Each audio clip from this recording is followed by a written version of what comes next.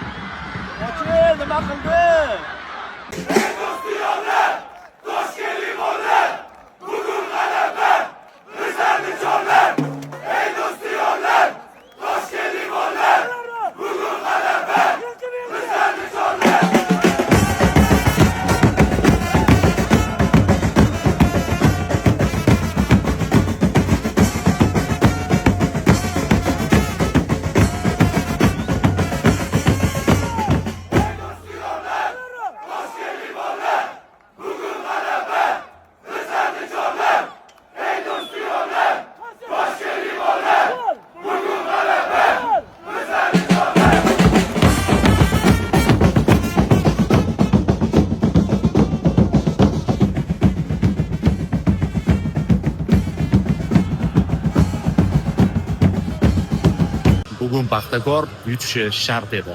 Chunki 47 yil oldin aynan 11 avgust kuni halok bo'lgan afsonaviy Paxtakor 79 jamoasi xotirasi shu tariqa yod etilishini muxlislar kutishdi. Osiyo Elit Chempionlar Ligasi turniri bitta o'yindan iborat. Shu sababli Toshkent klubi bugunning o'zida masalani hal qilish imkoniyatiga ega bo'ldi va bundan to'liq foydalandi. Birinchi taymda katta ustunlik, ikkita chiroyli kombinatsion gol. Dastlab Bashar Resanning ajoyib pasidan so'ng Doston Hamdamov burchakni aniq poyladi. Keyin esa Sherzod Nasrullayev aniq uzatma ijro etdi. Yakunlovchi rolida yana Hamdamov. Dubl. Ikkinchi bo'limda ham Paxtakor o'yinni nazorat qildi. Bashar individual tarzda chiroyli gol kiritdi. 3-0 Paxtakor Chempionlar Ligasida.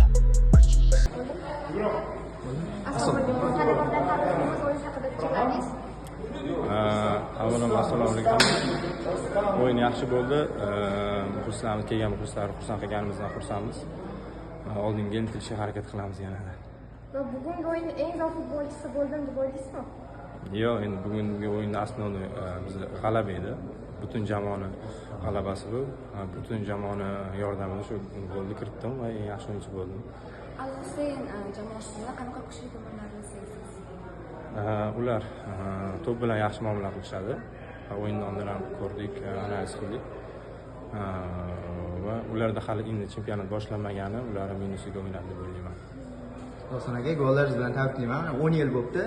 Elit ochildi, o'sha dubl qilganingizga oxirgi marta. Umuman Paxtakor mana oxirgi paytda Superligada ko'p ochko yo'qotdi. Qolaversa bugun o'sha Paxtakor 79 fojiasiga ham 47 yil to'lgandi. Mana shu narsalar ham qo'shimcha bosim bo'lmadimi?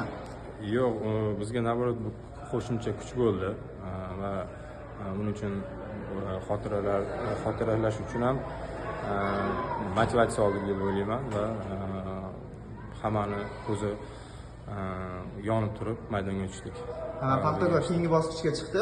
Keyingi bosqichda endi avvalgi ishtirokini ham bilamiz. Masalan, asosan Qatar jamoalariga ro'baro kelgan, Nasaf esa aksincha Saudiya jamoalari bilan to'qnash keldilar. Siz qaysi birini tanlagan bo'larsiz? O'sha kuchli bo'lsa ham o'sha Saudiya jamoalari bilanmi yoki keyingi bosqich umidida o'sha Saudiya jamoalari tushmagani ma'qulmi? Yo'q, naborat kuchli jamoalar tushsa yaxshi deb o'ylayman va o'zimizni o'yinimizga ham o'sishimizga ham va milliy jamoa bilan borayotgan turnirlarga ham yordam beradi deb o'ylayman. Do'stlar, yana bir narsa aniqlik kiritmoqchiman. O'sha jahon chempionatida intervyudagiz mashhur bo'lib ketdi-yu Ronaldo bilan narsa. Shunga ham bir izoh berib o'tib ketsangiz. Yo'q, endi yoqda savol boshqacha bo'lgandi. O'sha savoliga men javob berdim. Endi ayrim bir o'sha blogerlarmi, bilmayman kimlar, o'sha qirqib olib o'zlarini filosiga ishlashdi.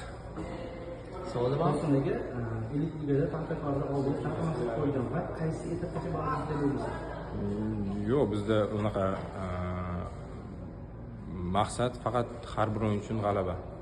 To bu chempionat bo'ladimi, to kubok yoki elit chempionlar ligasi, biz uchun faqat g'alaba.